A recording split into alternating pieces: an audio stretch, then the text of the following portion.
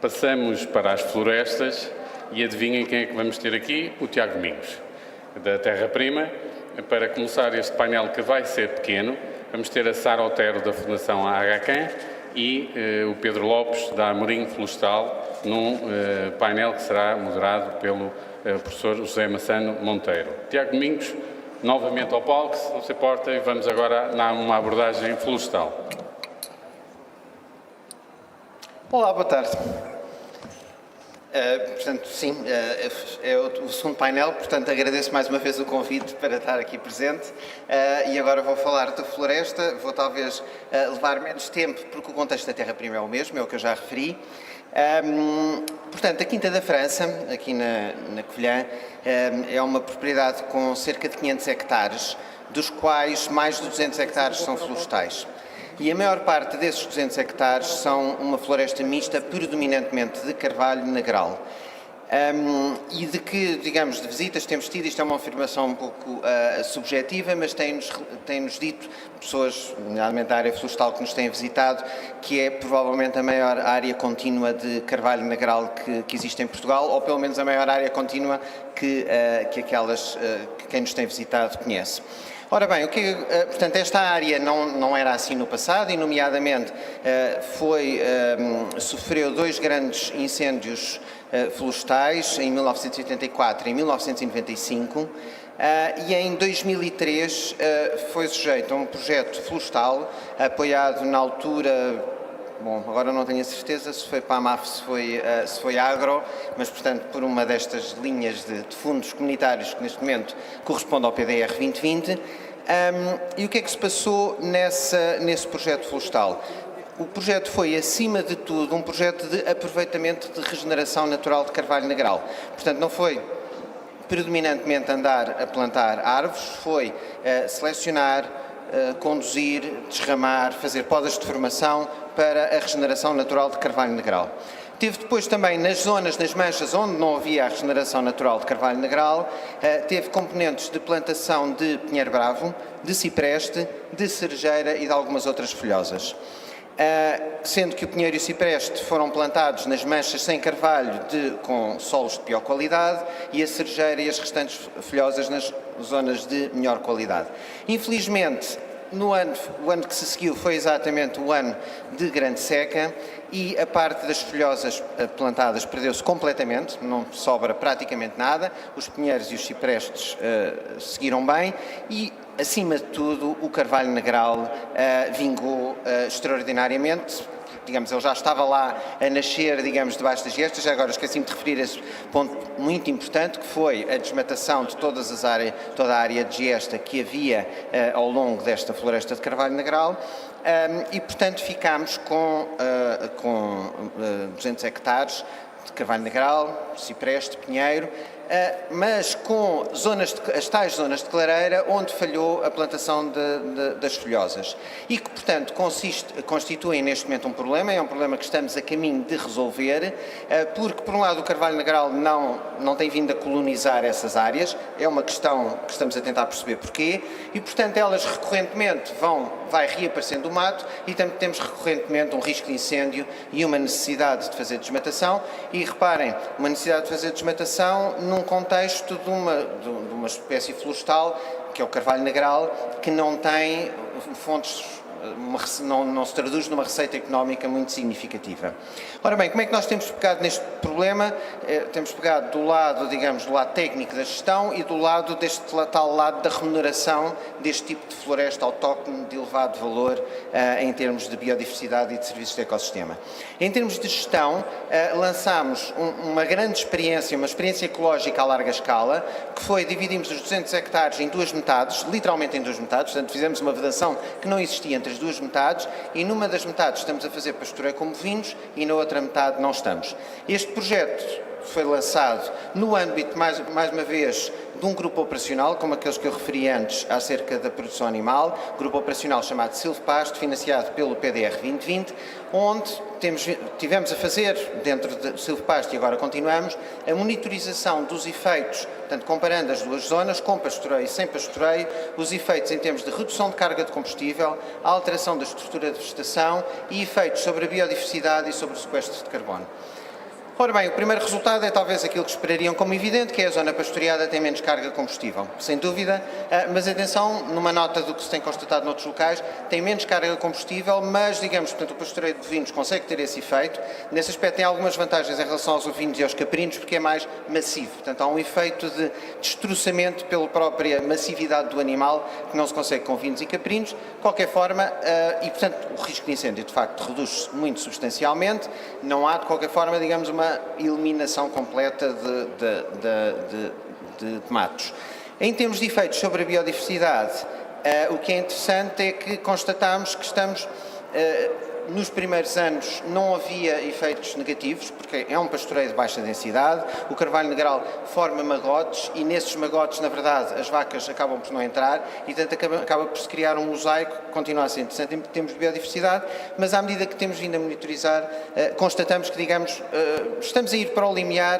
Temos que gerir, porque podemos estar a ir para o limiar em que este pastoreio começa a ser prejudicial, se calhar temos que o retirar parcialmente em parte das zonas, para não ser prejudicial comparado com a zona onde não existe pastoreio. Atenção, a zona onde não existe pastoreio tem um risco muitíssimo maior para a biodiversidade, que é o risco de haver um incêndio e, portanto, aí será muito pior. É sempre isto que é preciso balancear. Do lado da rentabilização, e aqui dá uma ocasião para se referir a algo também em termos de pastagens, porque anteriormente ao projeto do Fundo Português de Carbono, que eu vos referi, começou em 2009, nós, na verdade, iniciámos um projeto já grande, mas não tão grande como o do Fundo Português de Carbono, com a EDP, em que a EDP financiou o sequestro de carbono na Quinta da França, nesta floresta de carvalho negral, mas também em terrenos agrícolas com sementeira direta e também através da sementeira de pastagens semeadas biodiversas.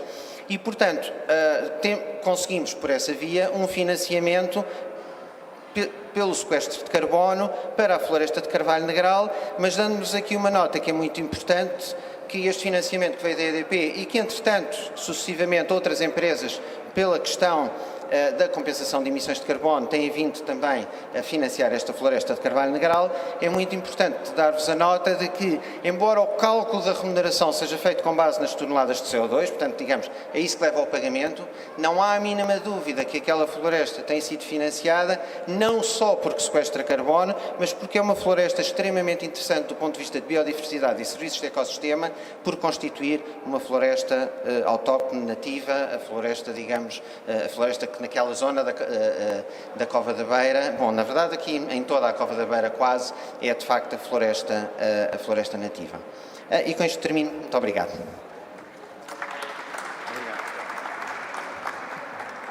Obrigado, Tiago Domingos. Passamos então à Sara Otero, que vem apresentar-nos as microflorestas numa iniciativa de uma grande fundação, uma macrofundação. Olá, boa tarde, prazer em ver-vos. Desde já, muito obrigada pelo convite de aqui estarmos hoje. A apresentação é curta, não é por ser microflorestas, mas foi-nos pedido. Nós temos pelo mundo inteiro procurado soluções que sejam construídas e geridas pelas pessoas e com as pessoas. Arrancámos com esta iniciativa da GROW no início de 2022.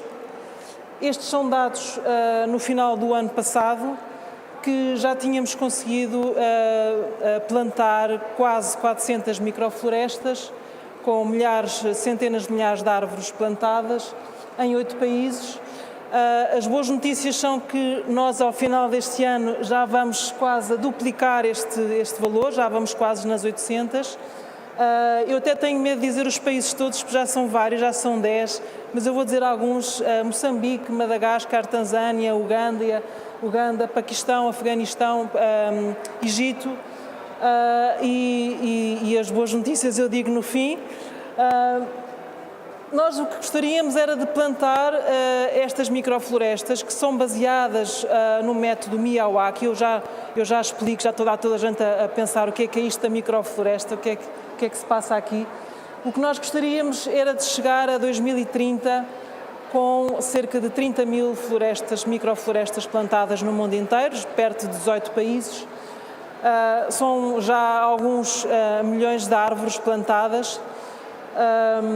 E, portanto, é ambicioso, mas acreditamos profundamente que traz muitos benefícios não só para áreas urbanas, periurbanas, mas também para áreas rurais. Então, o que é isto da microfloresta? É simplesmente uma pequena floresta plantada numa área que pode ser 100 metros quadrados, simplesmente até 1 hectare ou um pouco mais, e é plantada de uma forma muito intensa, densamente, que necessita, obviamente, de composto, de biochar e de rega nos primeiros 3 anos.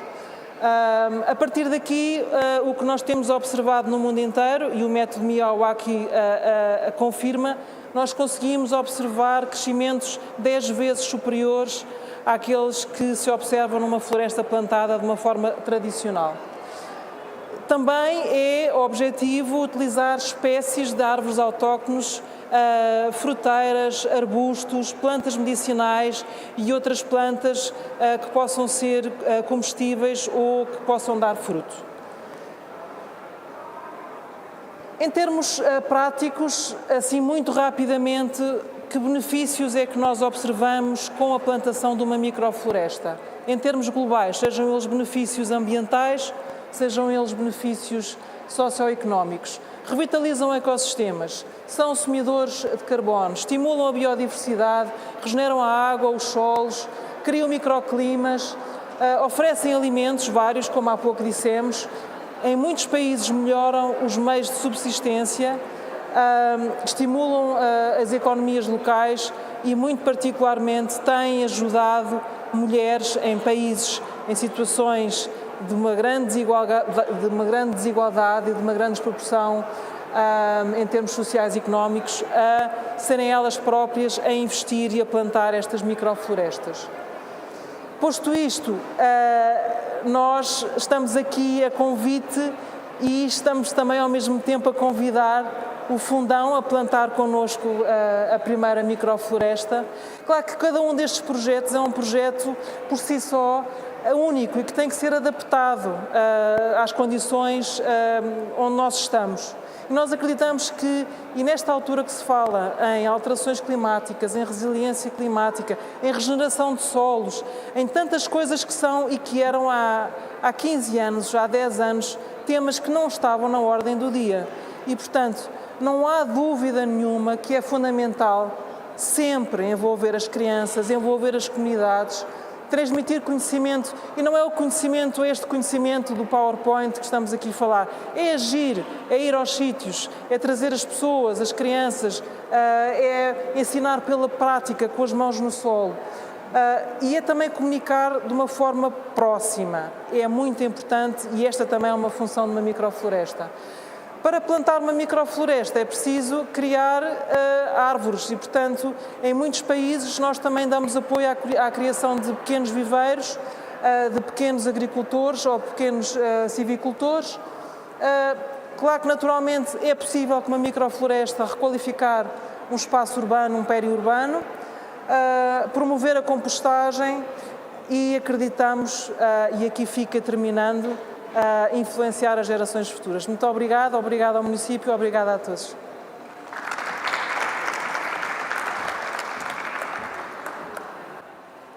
Obrigado, Sara. Obrigado, Sara. Passamos então ao Pedro Lopes, da Amorim Florestal, sem perdermos mais tempo para podermos conhecer melhor o vosso projeto. Posso ir passando aqui depois os slides? Sim.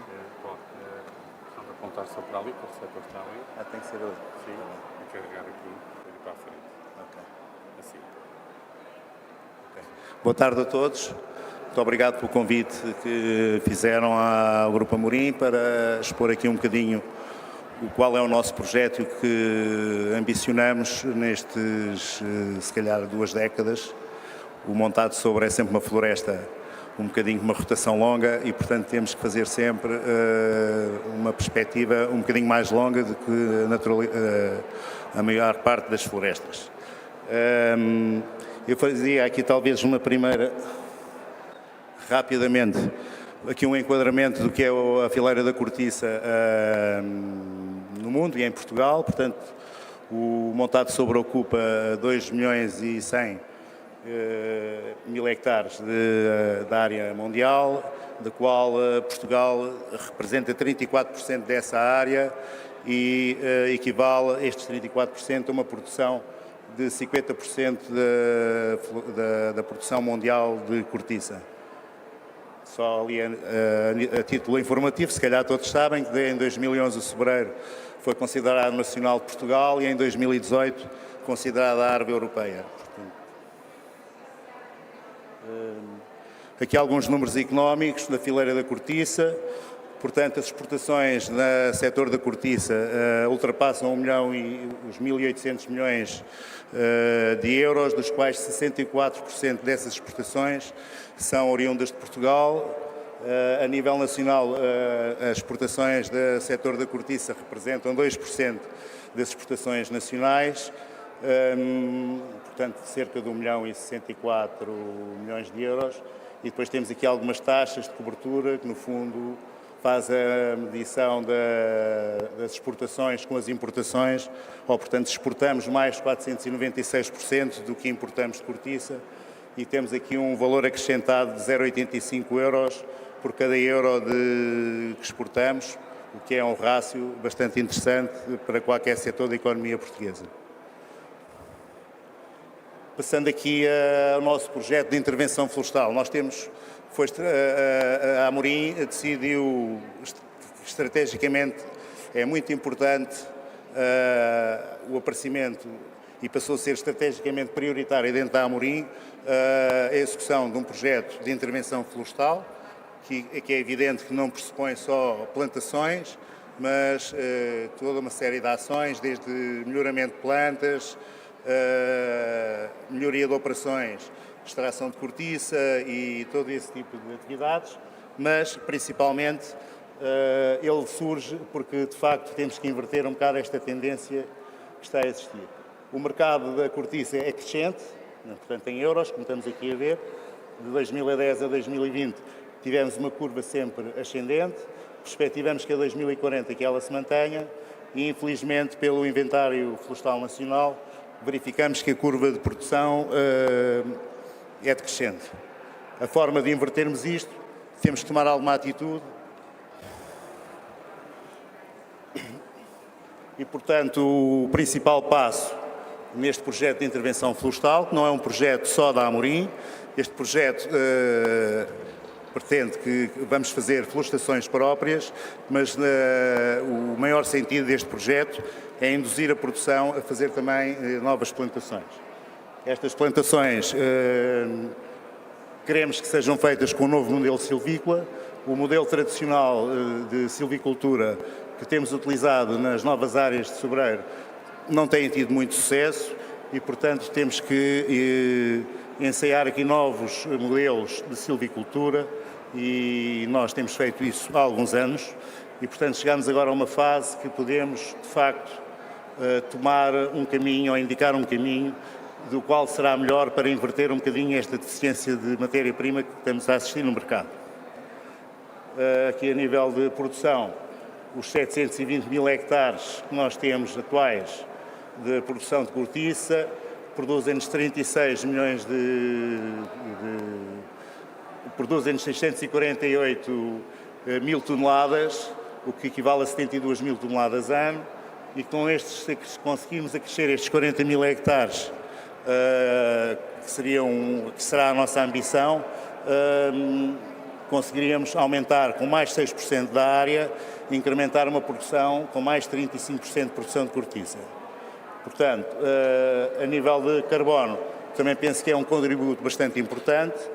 O montado tradicional, num período de 30 anos, faz um sequestro de carbono de 35 toneladas por hectare, enquanto que um hectare deste novo modelo faz um sequestro de carbono de 198 toneladas por hectare, o que equivale a mais 690% de sequestro.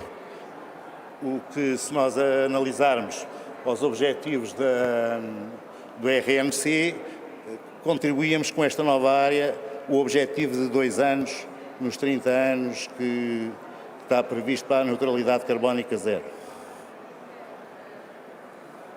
Passando agora ao projeto, em concreto, o projeto da baliza, a Amorim adquiriu aqui uma herdade na beira interior, com cerca de 2.900 hectares, na qual se localiza em Malpica do Tejo, beira interior, na qual esta propriedade está localizada na zona do Parque Natural do Tejo Internacional, em que 71% da área desta propriedade é eucalipto puro em fim de rotação. Tem também algumas pequenas áreas de sobreiro eucalipto e agricultura, mas, portanto, 71% da área, de facto, é eucaliptos e que nós propomos, então, reconverter esta área. Portanto, o enquadramento, no fundo, se calhar rapidamente, 54% da propriedade encontra-se em zona protegida do Parque Natural do Tejo Internacional e a restante área, portanto, é área adjacente, fazendo o total da herdade. O objetivo principal de gestão que nós preconizamos para esta propriedade e que, no fundo, é uma área grande, mas que na nossa dimensão queremos que seja um laboratório vivo em que poderemos ensaiar vários modelos de silvicultura com o objetivo de passarmos à produção quais serão as melhores técnicas e os melhores modelos para cada tipo de terra, para cada tipo de fertilização, para cada tipo de plantas. Temos neste momento também um trabalho de melhoramento de plantas, produção de plantas por embriogénese, com alguns clones, adaptados à maior resistência à secura, adaptados à maior resistência à doença, adaptados também a plantas com características de produção de cortiça de qualidade e que esperamos que venham a ter alguns frutos. Nesta propriedade em concreto, portanto, o nosso objetivo é reconverter 80% das áreas atualmente ocupadas por eucalipto, com sobreiro, em rotações de 100 a 150 anos, numa área total de 1.370 hectares.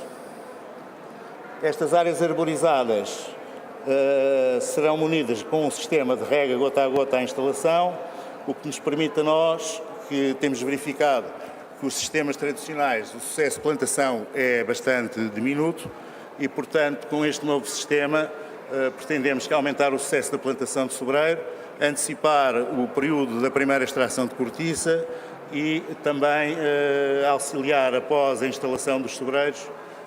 Cada vez temos mais alterações climáticas com precipitações muito concentradas e mal distribuídas no ano e, portanto, este sistema de rega, estando instalado, irá permitir, de facto, que o sobreiro conviva num clima ameno e de que ele gosta, com uns 700, 800 milímetros de pluviosidade por ano.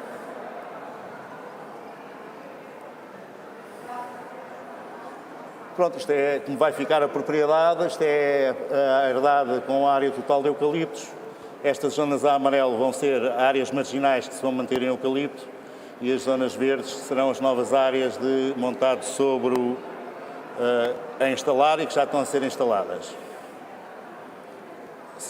Só aqui portanto, referir aqui que parte desta área tem uma candidatura do PDR 2020 com a medida 815, uma área relativamente pequena ao objetivo dos 1.370 hectares. Nós tivemos que iniciar, porque fizemos a candidatura desse projeto e essa candidatura não prevê a execução das infraestruturas de rega e como tivemos aqui alguns constrangimentos relativamente ao licenciamento para a construção de barragens, tivemos que iniciar a plantação de sobreiros em alguma área sem ter ainda a infraestrutura de rega disponível. Portanto, são zonas também que estamos a aprender, quer a nível de mobilização, quer a nível de adubações e quer a nível também de utilização de plantas com melhoradas e que nos estão a servir aqui já também de ganharmos aqui algum conhecimento adicional. No projeto objetivo, de facto, prevemos que estes povoamentos sejam regados durante os primeiros 10, 12 anos após a instalação e depois serão regas periódicas em função das necessidades e em função também das necessidades hídricas da planta ao longo do ano. Aqui, portanto, a nível de dotação, isto é a dotação de rega máxima, vou já terminar, é o último slide. A nível da dotação de rega máxima, supomos 1.800 metros cúbicos hectare ano, mas isto em pico, nos primeiros 3, 4 anos, andará na ordem dos 600, 700 metros cúbicos hectare ano, porque as plantas são relativamente pequenas e, portanto, é uma rega bastante localizada. E, portanto, neste projeto vamos necessitar de 2.430.000 metros cúbicos para os 1.370 hectares. E eu esqueci-me de referir, portanto, nós temos o projeto dividido em 2 fases. Será uma primeira fase de cerca de 570 hectares, que será com a construção das barragens e a utilização das águas pluviais particulares dentro da barragem. Estamos em fase de autorização, não são tão rápidas como nós esperávamos que fossem. Estamos em fase de avaliação de impacto ambiental. Penso que até final do ano teremos a autorização para executar as barragens conforme está ali descrito. E, portanto, numa segunda fase, que será a restante área, temos um projeto em conjunto também com as Águas de Portugal, em que as barragens serão adicionalmente ajudadas para o déficit de água que tivermos através da água tratada da ETAR de Castelo Branco. E, portanto, no fundo, será aqui um projeto complementar, de certa forma inovador pela utilização desta água também tratada, e basicamente é isto. Neste momento já estamos com ações de plantação, a rega estamos a fazer áreas localizadas, regas localizadas, mas temos neste momento cerca já de 200 hectares instalados, estão aqui as plantas, e posteriormente iremos meter a rega, penso na próxima primavera. Pronto, era isto. Alguma dúvida depois que tenham agora aqui na discussão, vamos falando. Obrigado.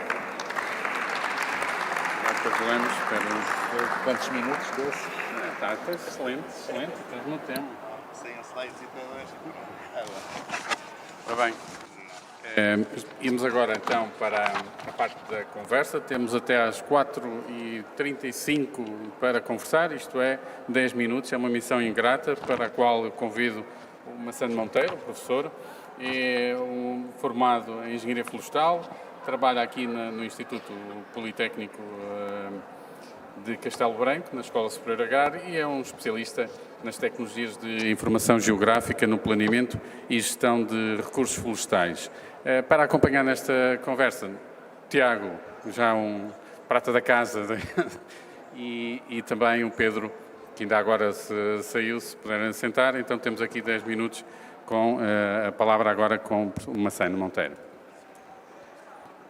Ok, boa tarde. Em primeiro lugar, agradecer, logicamente, o convite ao Instituto Politécnico e eu, pessoalmente, com todo o gosto que aqui estou. Digamos, aqui neste papel de moderador e não sabendo, logicamente, o que íamos ouvir, agora, depois que ouvimos, eu tinha preparado, de certa forma, 3 perguntas para todos da mesma forma. Eu penso que, ao nível da plateia, além de proprietários, além de agricultores, além de empresários, e é mais neste sentido que a questão vai, estamos a falar de projetos de investimento, ou que, em alguns casos, ainda poderão estar numa fase experimental, mas sendo, logicamente, 3 áreas de negócio, se é que podemos dizer assim, relativamente distintas, as minhas perguntas são... Por uma das apresentações, eu ouvi falar em alguns pontos fortes. Okay? Portanto, se quiserem em síntese, era para todos. Um ponto forte, eventualmente, daquilo que acham que é os vossos projetos, sejam numa lógica já de investimento ou de desenvolvimento, ou experimental. Um ponto fraco, isto não é perspectiva de análise SWOT. Ok? Um ponto fraco, algumas ameaças, que vocês vejam que poderão ser ameaças, numa lógica até de avaliação de riscos.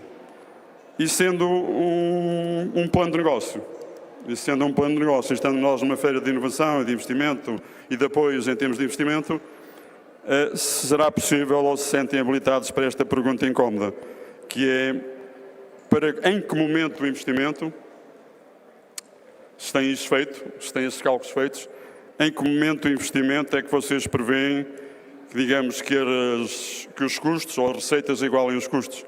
Aquilo que nós prevemos como o momento em que o valor líquido utilizado no investimento se anula, ou seja, em que passamos a ter rentabilidade.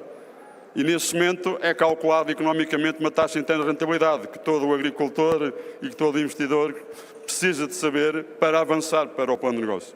Portanto, se é que eu me fiz entender, um ponto forte, um ponto fraco, uma possível ameaça, e quando é que vocês acham, e é verdade que são 3 projetos completamente distintos, que acham que estes planos de investimento poderão passar a ter rentabilidade, e qual a taxa interna de rentabilidade nesses momentos, ou a partir desse momento? Não sei, talvez dê o privilégio à senhora. Eu penso que é mais fácil começar por mim, porque isto não é um negócio, não é? Posto isto, evidentemente que o ponto forte, e aqui especificamente agora colocando aqui os pés no chão aqui no Fundão, com quem nós gostaríamos de começar este projeto, a criação de microclimas dentro de espaços urbanos e periurbanos é muito importante. E a criação desta oportunidade num curto espaço de tempo, em que as pessoas, as crianças, as comunidades veem crescer uma floresta, com todos os benefícios que são associados a ter uma floresta perto de si, eu penso que é o maior ponto forte. Falávamos há pouco de trazer maior biodiversidade. O microclima é sem dúvida um ponto-chave, mas é também a criação e a recuperação de áreas urbanas que é tão importante e tão necessário pelo mundo inteiro. Aquilo que pode ser um ponto fraco, eu diria uma situação que nos preocupa sempre isto é um processo, é um método muito objetivo, tem que ser, portanto, plantado e implementado com as normas que são devidas, nomeadamente os 3 primeiros anos é preciso realmente existir rega, a densidade das plantas e a forma como as plantas são colocadas no terreno é muitíssimo importante. No fundo, é quase como que trazer aquilo que nós conhecemos da sucessão ecológica nas florestas está a funcionar.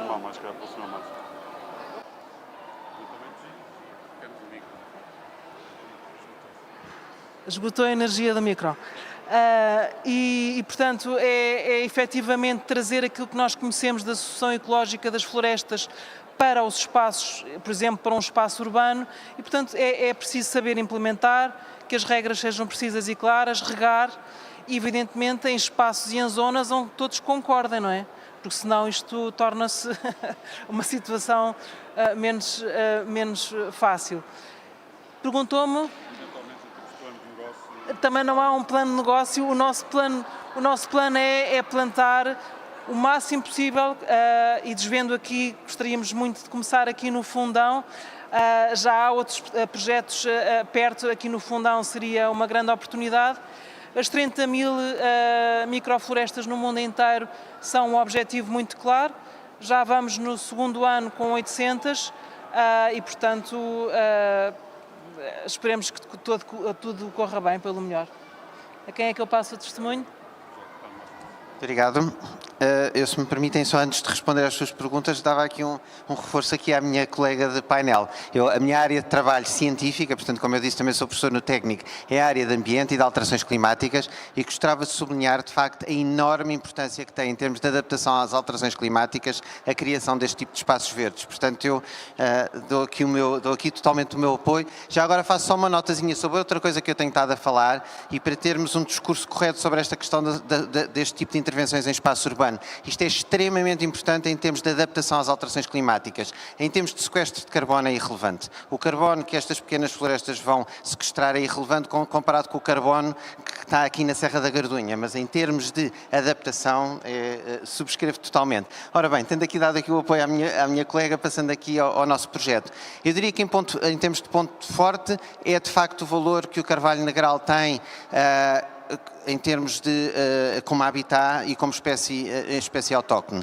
Em termos de ponto fraco, é esta questão que eu já referi, de facto, temos ainda que descobrir como levar, porque de facto aqui, ainda reforçando o ponto forte, é o facto de fazermos por aproveitamento de regeneração natural, que é muito mais bem sucedido e é muito mais resiliente aos incêndios. Isso é outro aspecto a dizer, porque reparem, como eu referi, nos anos 80 e 90 houve ali incêndios rurais, todo o carvalho negral que está lá neste momento é carvalho negral que regenerou a partir destes incêndios. Portanto, é a demonstração inequívoca da resiliência em relação aos incêndios. Portanto, isso é fortíssimo. O ponto fraco e que temos de descobrir é como levá-lo a colonizar as áreas onde ele está. Ele é extremamente robusto nas áreas onde está, mas como levá-lo a colonizar onde ele não está. E depois há outro aspecto, que é, nós temos ali a base, a infraestrutura ecológica, que é o carvalho negral, mas, e portanto isto ainda como ponto fraco que temos que trabalhar, nós ainda não temos o ecossistema todo do habitat carvalho negral. Está lá o pio-rilteiro, está lá a giesta, mas há uma série de outras espécies arbustivas e arbóreas que deviam estar lá e que ainda não nos completam o ecossistema e temos que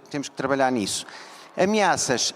É, na verdade, bom, apesar de tudo, os incêndios florestais, sem mínima dúvida, e é também a questão das alterações climáticas, porque nós não sabemos, neste momento, o carvalho negral está aqui bem adaptado a estas condições climáticas, não temos a certeza como é que vai ser daqui a 50 anos e, portanto, temos que trabalhar em relação a isso. Em relação ao plano de negócios, finalmente, é uma questão subtil, no caso de projetos florestais, porque se eu fizer as contas só do dinheiro que a empresa teve que investir e do dinheiro da remuneração que obteve em termos de carbono, neste momento já estamos para lá do break-even, mas se eu fizer as contas como é exigido, por exemplo, nos projetos agrícolas, embora seja nos projetos florestais, portanto, se eu não levasse em conta o apoio que foi recebido de quadros então ainda estaríamos longe do break-even. Portanto, há aqui uma questão de se estamos a falar do retorno do capital privado ou se estamos a falar do retorno de todos os capitais privados e públicos que foram investidos no projeto.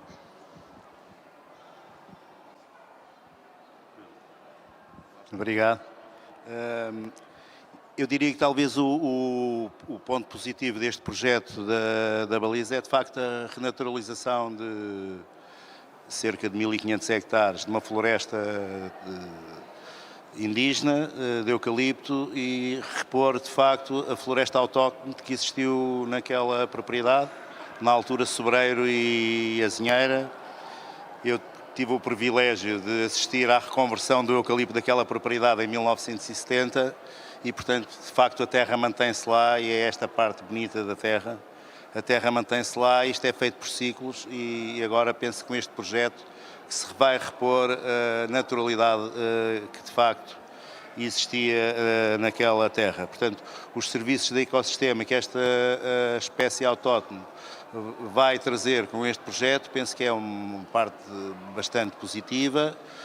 Toda a parte do sequestro de carbono também me parece que seja uma parte positiva e é evidente que o contributo para a produção que nós objetivamos obter naquela área com este novo modelo silvícola também tem para nós aqui uma importância económica grande. Os aspectos, se calhar, menos positivos deste projeto é, de facto, a dificuldade de licenciamento ou de andarmos com investimentos para a frente com a carga burocrática que existe no Estado, se calhar exigida por Bruxelas, mas de facto esta parte da lei da água a nós tem-nos criado aqui alguns constrangimentos que esperemos que sejam ultrapassados, mas com muitos anos. Nós adquirimos a propriedade em 2018, estamos em 2023, tivemos que iniciar plantações, mas quer dizer, a parte fundamental do projeto e que é diferenciadora do projeto, ainda estamos numa fase de licenciamento. Atualmente, em termos de investimento ou de retorno de investimento? Relativamente ao retorno de investimento, fazendo das palavras ali do meu colega, é evidente que com um investimento florestal e com uma espécie destas, se não entrarmos em conta com os apoios que temos e nesta altura de forma pertinente com os serviços de ecossistema que temos, é evidente que o retorno será mais simples. Se for o retorno económico, investimento, produção, é evidente que não será tão fácil. Mas penso que nós estamos no ano zero com este modelo nos 25 anos. Não sei se... Ok, acho que o tempo terminou. Não sei se não temos mais tempo. Ok, pronto. Então, neste caso, agradeço a presença a todos e obrigado. Muito obrigado. Marcelo Monteiro, Pedro Lopes, Sara Otero e Tiago Domingos, foi um gosto e muito obrigado. Sei que tínhamos mais pano para mangas, sim,